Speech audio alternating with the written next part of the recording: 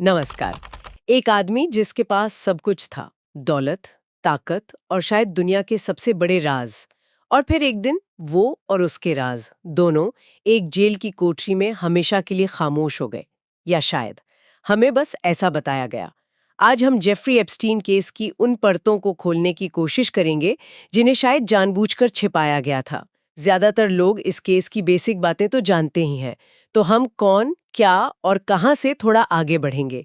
हमारे पास जो दस्तावेज है, shadows of power the Epstein files uncovered, उनके आधार पर हम ये समझने की कोशिश करेंगे कि एप्स्टीन का पावर स्ट्रक्चर असल में काम कैसे करता था और क्यों उसकी मौत के बाद ये कहानी सुलझने के बजाय और ज्यादा पेचीदा हो गई है। तो चलिए शुरू करते हैं उस सवाल से जो शायद सबसे अहम है।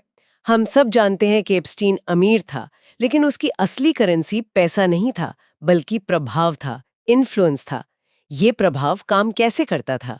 क्या इन फाइलों से इस पर कोई रोशनी पड़ती है? ये एक बहुत ही ज़रूरी सवाल है क्योंकि यही इस पूरे केस का केंद्र है।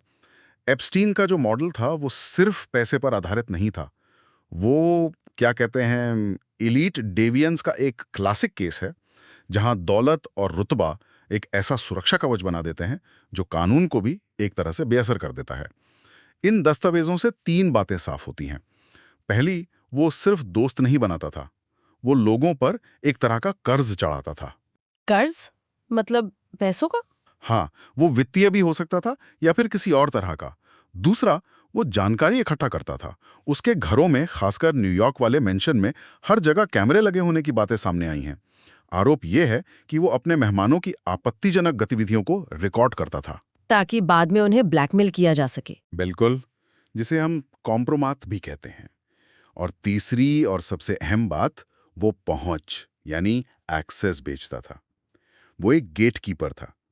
अगर आपको किसी बहुत शक्तिशाली राजनेता से मिलना है या किसी वैज्ञानिक से या शाही परिवार के सदस्य से, तो एप्स्टीन वो जरिया था। हम्म। वो इन मुलाकातों के बदले में क्या हासिल करता था, ये आज भी जांच का विषय है। उसका प्राइवेट जेट, जिसे लुलीता एक्सप्रेस जैसा घिनौना नाम दिया गया था, वो सिर्फ एक ट्रांसपोर्ट नहीं था। वो एक ऐसी जगह थी जहां ये शक्तिशाली लोग दुनिया की नजरों से दूर मिलते थे और जहां उन पर किसी नियम कानून का कोई बंधन नहीं होता था। ये नेटवर्क विश्वास पर नहीं, बल्कि आपसी राजों और साझा अपराध बोध पर टिका था। और यही राज उन दस्तावेजों में बंद है जिन्हें हम एप्स्टीन फाइल्स कहते हैं। यहाँ भी एक आम धारणा है कि ये कोई एक सीक्रेट डायरी है जो किसी के हाथ लग गई, लेकिन असलियत इससे कहीं ज्यादा जटिल है ना? हाँ, बहुत ज्यादा जटिल। ये कोई एक फाइल नहीं है, ये हजारों पन्नों का एक संग्रह है जो वर्जीनिया गिफ्रे द्वारा घिस्लीन मैक्सवेल के खिलाफ दायर किए गए एक सिविल लॉ सूट से सामने आया है। अच्छा, तो ये कोर्ट केस से निकले हैं। सही। जब हम कहते हैं कि दस्तावेज अनसील या सार्वजनिक हुए, तो इसका मतलब है कि एक जज ने फैसला सुनाया कि इन गोपनीय अदालती फाइलों को जनता के देखने के लिए खोल दिया जाए। ऐसा अक्सर तब होता है जब अदालत को लगता है कि मामले में जनता का हित किसी व्यक्ति की निजता से ज्यादा जरूरी है। और ये प्रक्रिया धीरे धीरे हो रही है, किश्तों में। इसीलिए हर कुछ महीनों में ये मामला फिर से सुर्खियों में आ जाता है। बिल्कुल सही। इन फाइलों में पीड़ितों के दिल दहला देने वाले बयान हैं, गवाहों की लिस्ट है, एप्स्टीन के कर्मचारियों की गवाहियां हैं और सबसे विवादास्पद, उसके प्राइवेट जेट के फ्लाइट लॉग्स और उसकी निजी कॉन्टैक्ट लिस्ट। ये दस्तावेज एक पहेली के बिखरे हुए टुकड़ों की तरह हैं। ये हमें पूरी तस्वीर नहीं दिखाते, लेकिन तस्वीर का एक बेहद डरावना और अहम हिस्सा जरूर दिखाते हैं।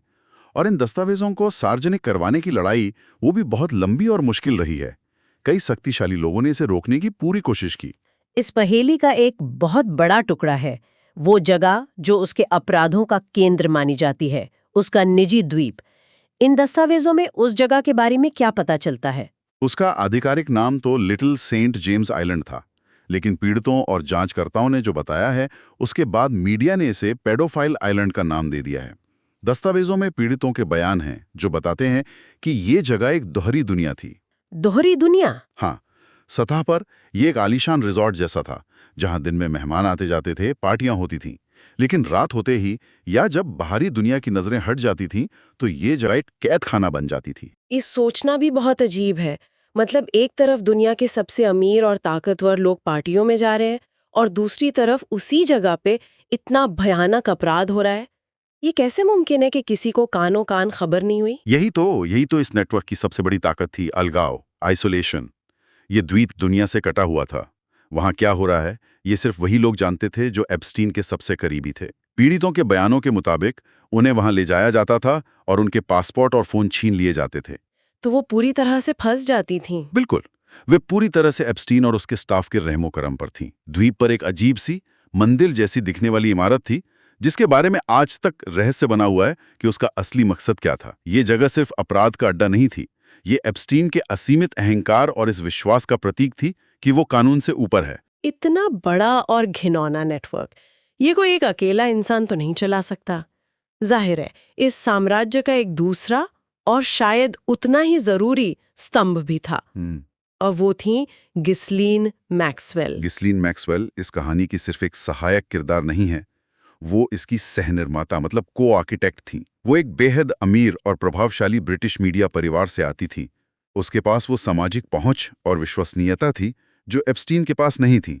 दस्तावेज और गवाहियां बताती हैं कि उसका काम सिर्फ लड़कियों को लाना नहीं था, वो उन्हें तैयार करती थी, जिसे ग्रूमिंग कहा जाता है। उनका विश्वास जीतना, उन्हें बहलाना। हाँ, वो उनका विश्वास जीतती थी, उन्हें महंगे तोहफों और एक बेहतर जिंदगी का लालच देती थी और फिर उन्हें एप्स्टीन के जाल में धकेल लेती थी। तो वो सिर्फ मदद करने के लिए दोषी नहीं पाई गई, उस पर लगे आरोप कहीं ज्यादा गंभीर थे। बिल्कुल।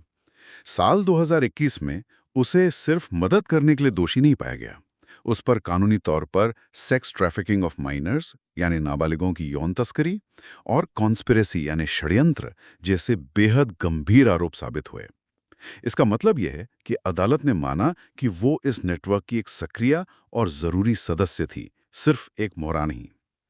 उसकी सजा इस मामले में एक मील का पत्थर थी, क्योंकि एप्स्टीन की मौत के बाद वही उस पूरे आपराधिक नेटवर्क का चेहरा बन गई जिसे न्याय के कटघरे में लाया जा सका। और फिर आता है इस केस का वो पहलू जिस पर सबकी नजरें टिकी हैं।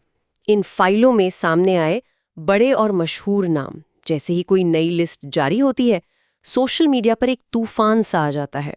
लेकिन यहाँ कानून और पब्लिक की धारणा में एक बहुत बड़ा फासला है। ये इस केस का सबसे संवेदनशील और सबसे गलत समझा जाने वाला हिस्सा है। किसी दस्तावेज में सिर्फ नाम आ जाने के कई मतलब हो सकते हैं, और कानून की नज़र में ये सब अलग अलग हैं। किसी का नाम फ्लाइट लॉग में हो सकता है, जिसका मतलब सिर्फ इतना है कि उसने एप्स्टीन के जेट पर सफर किया। हाँ, या किसी का नाम उसकी कॉन्टैक्ट लिस्ट में हो सकता है, और किसी का नाम किसी पीड़ित के बयान में हो सकता है जिसमें उस पर कोई आरोप लगाया गया हो। ये तीनों बातें कानूनी तौर पर बहुत अलग हैं। तो यहाँ इनोसेंट अंटिल प्रूवन गिल्टी वाला सिद्धांत लागू होता है। लेकिन क्या कानून की नज़र और जनता की नज़र में ये फर्क होना खतरनाक नहीं है? इससे तो सिस्टम पर भरोसा ही उड़ जाता है। ये एक बहुत बड़ी चुनौती है। कानूनी प्रक्रिया सबूत मांगती है, जबकि सोशल मीडिया सिर्फ एक नाम से ही अपना फैसला सुना देता है।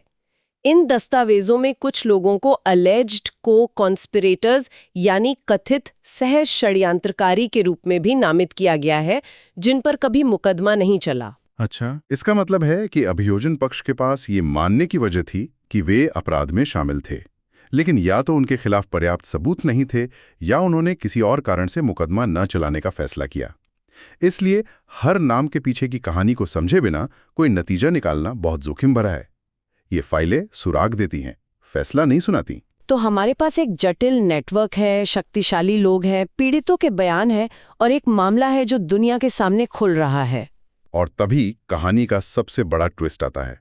अगस्त 2019 में जेफरी एप्स्टीन की न्यूयॉर्क की एक हाई सिक्योरिटी जेल में मौत हो जाती है। और ये वो मोड़ है जहां ये मामला एक क्राइम स्टोरी से बढ़कर एक कॉन्स्पिरेसी थ्योरी बन जाता है।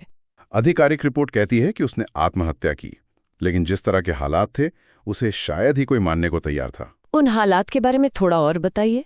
मतलब शक की वजह क्या थी? कई वजहें थीं। पहली, वो अमेरिका की सबसे सुरक्षित मानी जाने वाली जेलों में से एक में था। दूसरी, उसकी मौत से कुछ ही हफ्ते पहले भी एक ऐसी ही घटना हुई थी जिसके बाद उसे सुसाइड वॉच पर रखा गया था। लेकिन मौत वाली रात उसे वहां से हटा दिया गया था। तीसरी और सबसे अजीब बात, उसकी सेल के बाहर के 2 कैमरे रहस्यमयी तरीके से खराब हो गए थे। क्या? हाँ, और रात को ड्यूटी पर मौजूद 2 गार्ड्स सो गए थे। ये सब एक साथ होना महज एक इत्तेफाक मानना बहुत मुश्किल है। इस मौत ने एक सवाल खड़ा कर दिया, क्या ये वाकई आत्महत्या थी या उसे चुप कराया गया ताकि वो उन ताकतवर लोगों के राज न खोल सके जिनके साथ उसके संबंध थे? क्योंकि अगर एप्स्टीन अदालत में गवाही देता तो शायद दुनिया के कई शक्तिशाली साम्राज्यों में भूचाल आ जाता। और शायद यही उसकी आखिरी और सबसे बड़ी जीत थी। कह सकते हैं। उसकी मौत ने इस केस को खत्म नहीं किया, बल्कि हमेशा के लिए एक अनसुलझी पहेली बना दिया। जो शख्स इस पूरे नेटवर्क का केंद्र था, वो चला गया और अपने साथ अनगिनत जवाब भी ले गया। अब न्याय की उम्मीद सिर्फ मैक्सवेल जैसे लोगों और इन दस्तावेजों से सामने आने वाली अधूरी सच्चाइयों पर टिकी है।